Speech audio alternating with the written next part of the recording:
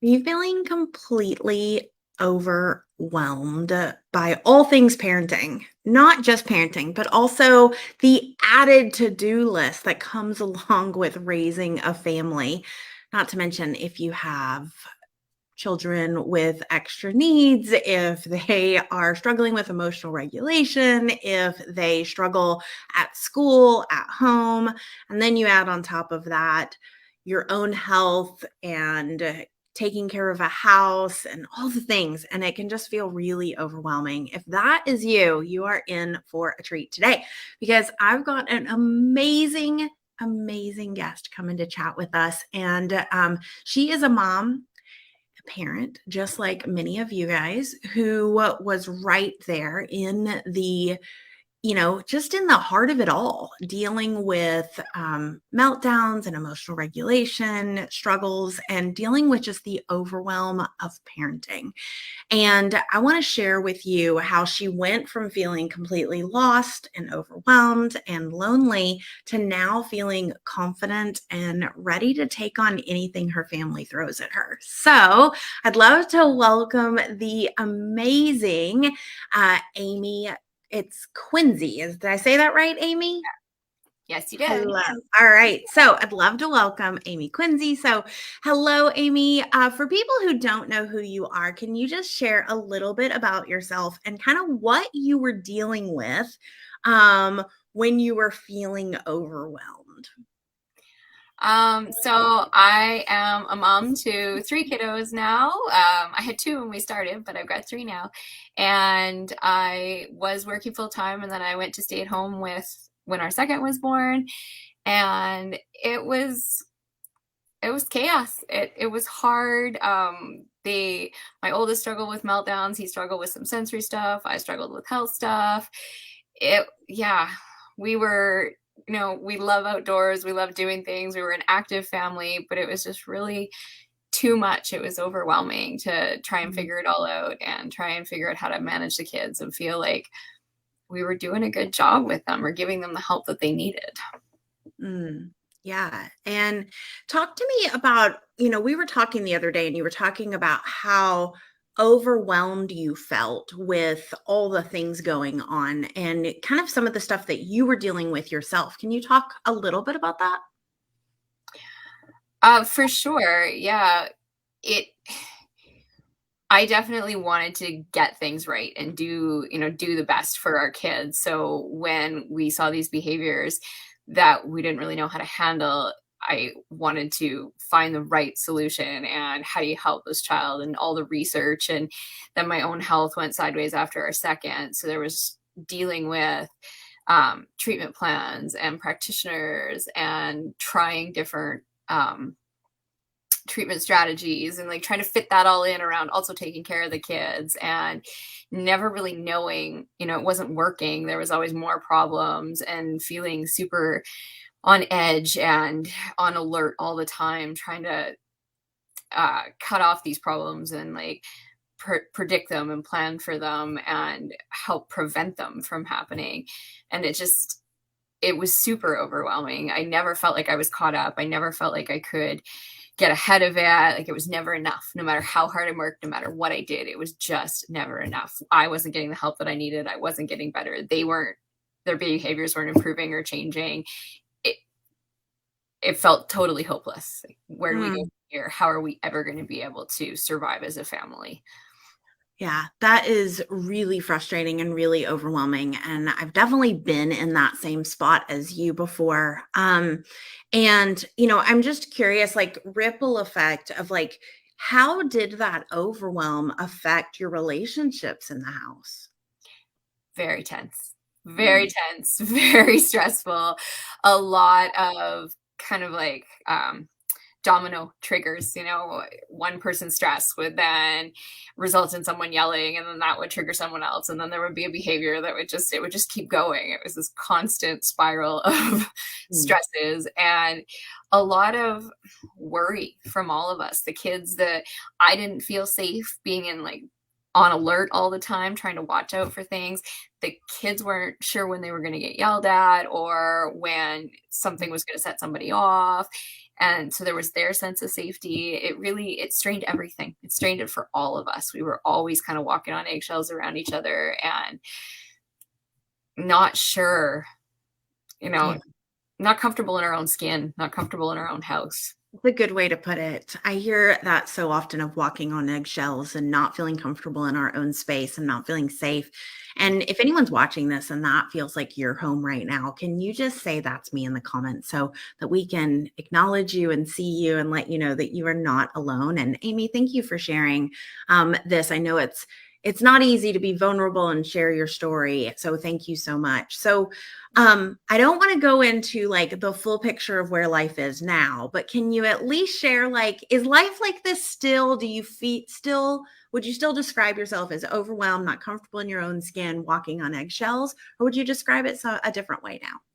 Definitely not. I Okay. still get overwhelmed for sure, 100%. But it doesn't feel the same way. And we Mm. aren't walking on eggshells in our house anymore. Have so much more confidence in our ability to handle things and to recover from things. And it's not like it doesn't create that sense of worry of like, how will we ever solve this? We know how we will solve this. We will repair from this and we will keep moving forward and we will learn from it. And it's a very, very different experience.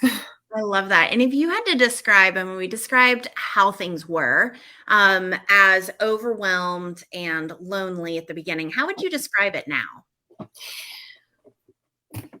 I feel more excitement doing Mhm. stuff with my family and adventuring Okay. and a lot more supported. We're busy. We're definitely a busy crew still. We've got lots on the go, but it's a good busy and it doesn't feel overwhelming. It feels satisfying and like we're accomplishing things. And it's exciting watching the kids grow and develop. And I'm not worried, when new um, struggles come up, we go back to the beginning with it and we work on it and they are developing a sense of mindfulness and awareness. And we've got these tools and language that we use to talk about our own experiences. And it's not just for them, like that's also changed hugely for me as well. So when I see that, it doesn't, I don't transfer that to them, my own worry or concern about it. It's Mhm.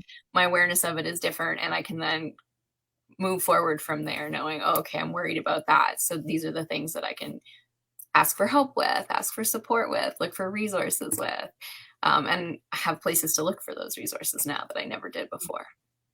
I love that so much. And Amy, talk to me, like, for someone who's watching, what was like the biggest kind of game changer, or the biggest thing that really made the biggest difference, from so that you could go from this overwhelmed and lost and feeling like you're walking on eggshells to our family is excited and supported and we are doing things and going places and trying new things. What would be the biggest thing that made the difference for you?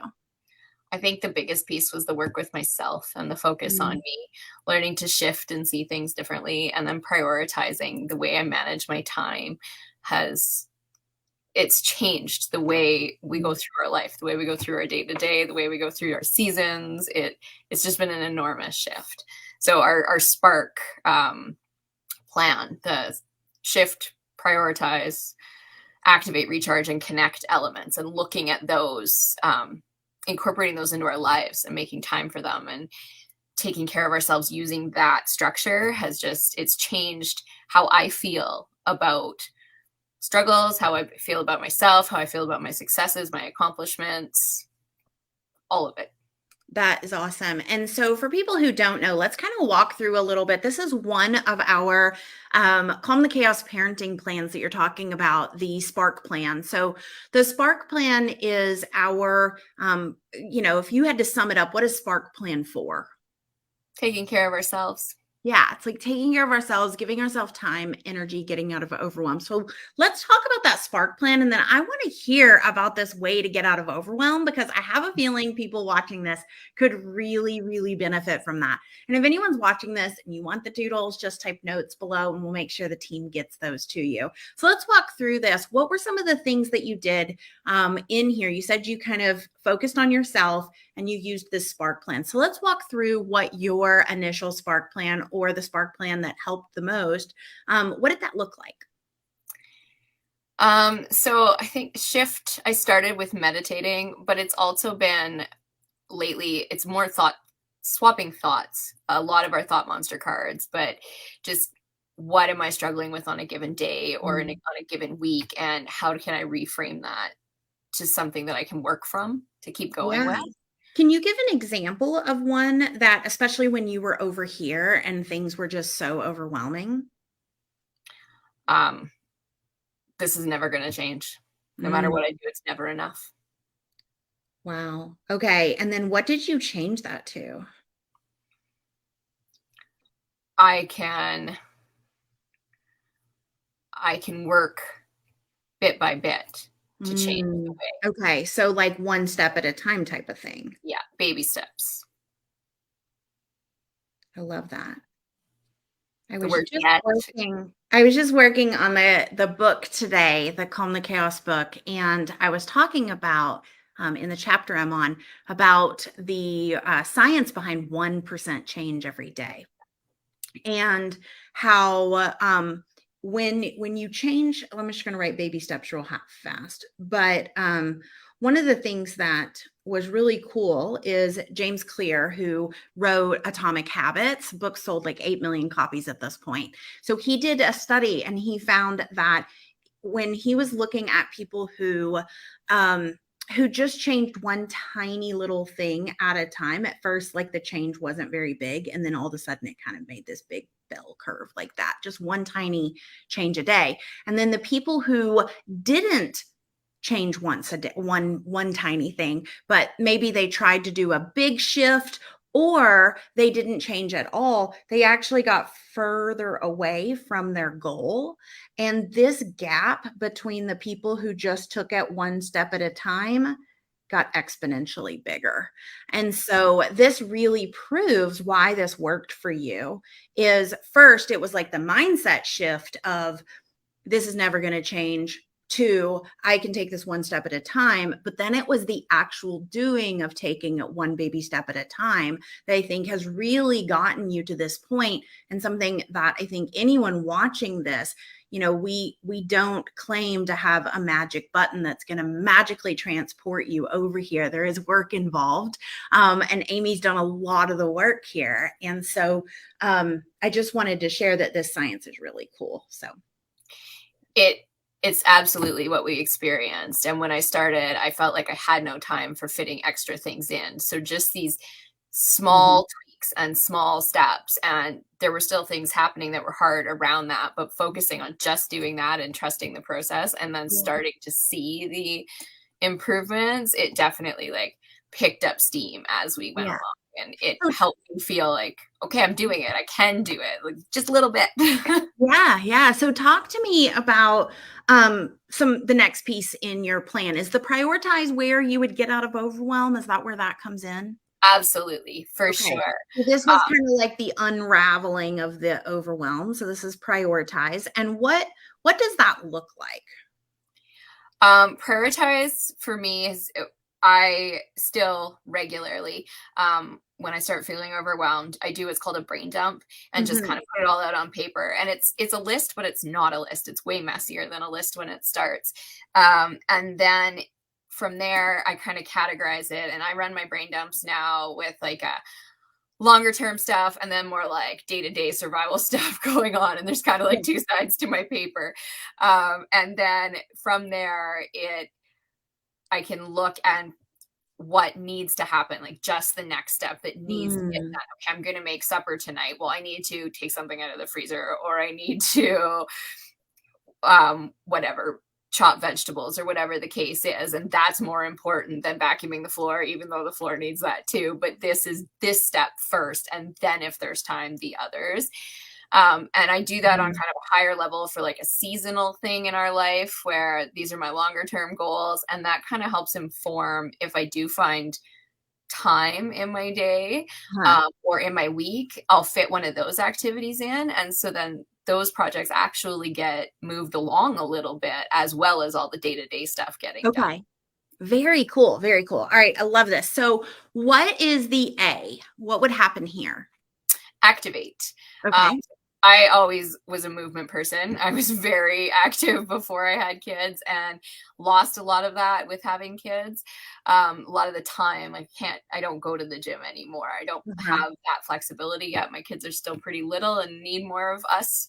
But it really helped me to look at all the things that could count as activate instead of what I had kind of always considered as activating, like going to the gym or going for a run, or going for a walk, but actually also standing on the steps and stretching for 5 minutes. Or one of my favorite times of the day right now is when I'm at the bus stop 5 minutes before the bus and I stand there and I stretch out my body and I take a few deep breaths. And that's activating my body. And some days it's a walk and a 20-minute yoga practice, and some days it's not. But it's just kind of the like taking note of in my day what I actually did that could fill that role. Okay. I love that. And what were you doing at the bus? Just kind of stretching? Is that what you did? Stretching, and I just take a few deep breaths and breathe in the fresh air outside. And it's an activate and a bit of a recharge. I love it. So breathe at the bus. These are great because people here watching can definitely, grab some of these. I love them. We just sent our kids back to school. They're on their second week right now. And so I hadn't had that all summer. And it was amazing to me last week. It's only 5 minutes usually. And how calming it felt to just be on my own quietly outside. Like, oh, right. This moment in time, that's all mine. Just so it was nice that reminder. Yeah. I love that. I love the really just I'm going to write that down. Like, take the small moment. I think that was such a good point. I think we're always looking for the big time chunks, and being able to find something so small as like that one moment when the kid goes to school. I mean, you still have a baby at home, so it's not like you're carefree. But finding that small moment when they go in the other room and you can stop for a second and take a deep breath or something like that. I mean, I think that is so powerful. All right. So let's talk about then recharge, the R. Recharge it's taken so many shapes and forms. It's kind of funny. Recharge is it is taking those small moments, whatever I do in that moment, just taking that pause to acknowledge that moment. Sometimes it's I make a hot cup of tea and I get 2 sips before I'm off in another direction. Or sometimes it's a drink of water. Or I love listening to podcasts. For a while there, it was a podcast on a walk outside before the kids got up. And then the seasons changed and there wasn't space for that anymore. But there's these other little elements too that fit the bill. So sometimes it's taking a shower. Like, the baby's just about a year old. So in the early days with her, it was washing my face or brushing my teeth and just like closing the door for a minute and letting my husband manage the supervision and pausing for that actual moment. Like, okay, I'm brushing my teeth. This is lovely. 100%. I think we underestimate the power of a shower. So absolutely. So talk to me about this last piece. What is this last piece? Last piece is connect. And that was a big thing before joining Calm the Chaos that I think added to my sense of hopelessness, was not really feeling understood. And the people that I was connecting with, there was that social interaction, but there wasn't that deep understanding and being seen and feeling that support in the same way. So connect often now is going to our Next Step community and posting or commenting on someone's post. Or my sister and I have started, she had a day home. And so finding time to talk to each other, and we're in different time zones as well, was never there. but we've actually discovered we can voice message each other over Facebook Messenger. So we've had a running conversation for months now where we're not actually talking, but we're sending each other messages. That's And, what I do every day for my oh, Connect. I use an app called Voxer, Voxer. It's my favorite thing in the world. But I've learned, Facebook used to only let you do 1 minute at a time, so it was kind of yes. annoying. And so with Voxer, what I love is I listen to all podcasts on 1.5 speed. And on Voxer, I can speed my aunt up to 3x. Love you, Auntie, if you're watching this. But every morning, there's like a few mornings I might forget or she might forget, but almost every morning we're on different time zones. I send her a little voice text and just say, hey, good morning. How are you? I'm doing this. What are you doing? All right, great. Bye. And then what I love is it's on your own timing and you don't have to wait for you don't have to wait for it to ring and then for a voice message to pick up. Like it's just, you just start off wherever you were. And it works so well for the way my brain works. I love It's it. amazing. It's been Yeah. lovely. Like I felt like we weren't getting a chance to talk. There's been seasons where we've talked lots and lots and lots, and then times where we've rarely been able to talk. And now it doesn't really matter where we are in our day or where we are in our kids' needs at a given time. We're still able to connect. So Yeah. that's been a lovely reconnection out of all of this, just kind of outside of the box. How can we communicate with each Yeah. other? Okay. Sometimes connect is like sitting down and reading a book with the kids too. Uh-huh. Like it's got all shapes and forms, but Yeah. So human interaction. human interaction. So my question, looking at this, if someone's looking at this and they're like, oh my God, I'm overwhelmed, and she just gave me 5 things that I'm supposed to go and do. I'm supposed to reframe my thoughts. I'm supposed to do brain dumps and figure out my priorities. I'm supposed to go exercise. I'm supposed to drink my water and listen to a podcast and go for walks. I'm supposed to join a Facebook group and have conversations or voice chat with my family. Like, how in the world am I supposed to get that done? And two, how does that actually help with all the problems that were going on in your family? Can you talk to both of those points for a minute? For sure. Okay. When I started, definitely had the same kind of thought pattern about that whole thing. I did what we called, or what you called, a habit building approach. I just picked one. And it was Mhm. really little and I would do that for a week or sometimes a month. Even now, my brain dumps are not every day. I kind of run one brain dump for a week, kind of, and work, it's a living list. And it just, as I started using one tool and got better at it, and it got more habitual and I didn't have to think Mhm. about it. I was just doing it a lot more easily throughout my day. Then I would add another one in. And so it just kind of depends on what a person feels like they need the most at a given time. Like Spark can be 5 minutes. It truly can just be 5 minutes of your day, laying in bed before you get out of bed, or before you go to bed at night, or nap time in the middle of the day, or whatever. There's ways to fit it in um, once you start practicing each of the individual elements. And that was one thing that I really liked, was I didn't have to do it all at once. I could Mhm. just pick one. I'm like, okay, commit to doing this one thought swap a day, or one look at my list and pick one task for the day. And if I do nothing else but get that one job done, I've had a successful day. Well, that's pretty cool. That's way easier than the perfection I was trying to get along with before. So that has slowly building it up that way, as I got better at doing each of the elements and knew more what worked for me. That was the other thing. Like you tailor it to yourself, right? So some of these things Mhm. may not be a good fit for other people, but they may have other things that fit their routines way better. Um, then it's easy enough to do every day. It it's shifted for me. Sometimes it's a big part of my day, sometimes it's a really little part of my day, and just being Mhm. flexible with it has been super empowering for me to keep it going and not feel overwhelmed by it. Mhm. And then how does it work sorting out the overwhelm and dealing with all the meltdowns? It gives me more energy. It gives me Mhm. more grounding to be able to interact with my life. Mhm. And that's one of the things I find when I start sliding back into overwhelm right now, or feeling overwhelmed just in a given point of time.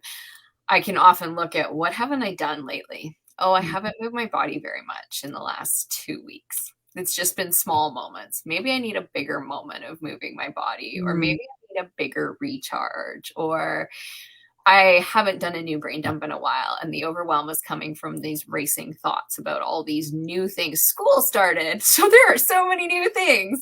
Okay, it's time to do like a bigger level brain dump to deal with all these new things that have come out of school starting. And that kind of puts me back on level ground. And even after I did that brain dump that week, I continuously found myself being like, oh, I've got so much to do. Wait, go look at the list. Just one, just the next one thing on here. And yeah. that helped me walk through it without spiraling into overwhelm further. Mhm. Yeah. So talk to me about how your family interacts now that you're calmer, now that you're grounded and less overwhelmed, or at least have tools for when you get overwhelmed. So how has that rippled into kind of your family and the interactions there? It is a lot calmer in our house. There's a lot less tension. My 8-year-old is pretty funny. He will even turn around and be like, "Why are you yelling at me? I didn't say anything." Like, right, I'm frustrated right now. Okay, and dial it back. And sometimes he's the one who's yelling at me. And I'm like, buddy, you seem really upset right now. Do you need?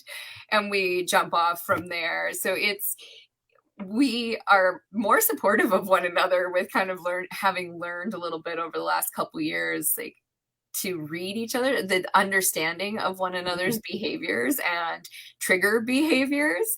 So we have language to kind of support one another, kind of, I don't want to say call it out, that's not very nice, but like acknowledge it, acknowledge what's happening and the effect that it's having, or this is really loud. I need a break from this, and put your protectors on and go do what you need to do. So we fall back on our tools a lot more easily. We have tools to Mhm. fall back on that we know are tried and true and work for our specific group Yeah. of family members. I love that so much. And so, we're about to run another one of our 7 days to less chaos where we're going to walk through some of these plans. We're going to help parents create a stay calm plan and their in the moment plan during that 7 day series. And we're going to go through all the different plans that we have. And what would you say to someone who is like, really, one more training, one more thing? Like, you want me to sign up for it? Yeah, it's free, but like it's a lot of time and I'm overwhelmed already. How can I fit one more thing in? What would you say to someone who is in the same place you were in, when you first started? Um, it is one more thing to fit in for that 7 days, but you get to try it out and see if it resonates with you in that 7 day window. Just Mhm. listening and seeing if there's things in there that um, you help you feel understood. Like, yeah, that is my life. Yeah, these people are experiencing similar things to what I've experienced. They are making progress. Maybe there is something to these tools. So it's broken down into bite-sized chunks. So I remember doing most of it standing in the kitchen and listening to it on 1.5 times speed, just trying to get through it. And there was a lot of stuff in there that um, it made me feel understood. And it was one of those, I'd kind of followed some of the Lemon Lime Adventures tools for a while, and then did that workshop and decided it was a deciding factor. Like, yeah, no, I want this support in my life. I want a community, a place that I can go, because I don't have that place for discussion right now. I can read all these materials, but then when it doesn't work in practice, I need more support and more help doing Mhm. that. So it's definitely, it's worth the listen if nothing else. And it's technically done in a way that you can do it in the car, in the kitchen, while you're brushing your teeth, on all kinds of different platforms and things. So it's really flexible to try and fit it into your day. Um, I'd say just go for it. It was a game changer. It's been a life changer for our family. And it definitely started from a place of, I don't know, I don't have time. I don't know how I'm ever going to fit this in or how I'm ever going to do this, but just trusting the process. It has worked. It has absolutely changed our lives and the way we interact and feel about each other and live together. And yeah, it's huge. That is so amazing. And I know because I've gotten to know you really well over the last few weeks. And I have seen, just, the way that you handle when things don't go well, the way that you're able to kind of reboot and reset. And, I love the advice you gave of like, it's worth the listen. Just come, see if you feel understood, see if it resonates. And I love the stand in the kitchen, like so good. Oh Because yeah. that is like and take the advice that you've given already of like just pick one thing. If you only get one thing from the whole week, wouldn't it be worth it? And in the with the 7 days we do have a group, so it's kind of like getting free coaching for a week. So jump on in. I encourage each of you guys to do that. I'll put a link in the comments below so you can join that 7 days to less chaos. We are getting started September 12th. Amy, I am so grateful for you, and I am so honored that I get to walk on this journey with you. Is there anything from your heart that I haven't asked you about that you just want to share?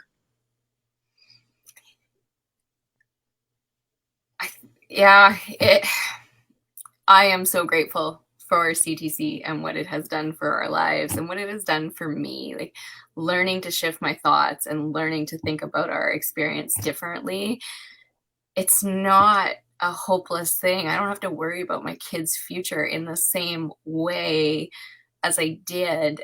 I feel like we can handle this, and we are doing a good job just by listening to each other and understanding things and working on it together and trying our best. And it's it's been so powerful and to change the way we think about it and the way we approach each other. I can't imagine not having it be part of our life. Never mind the amazing, incredible community and coaching and all of those aspects, but just in our home day to day, we can carry on. We can move forward. Like I don't even have words to explain it all. You're doing a beautiful job. Like it's making me just like blush with excitement. I love nothing more than hearing stories from our members. Your success is our success, and we strive to help our members move forward and see that transformation in their family. And so seeing where you've come from and where you are today is just, it's inspiring to me to keep going and keep doing what I do. But I know that you've helped someone on this call. I know there is someone watching this on this video, whether replay or here right now, where you've touched them. You've said the thing that they need to hear, so that they know that there's hope. So thank you so much.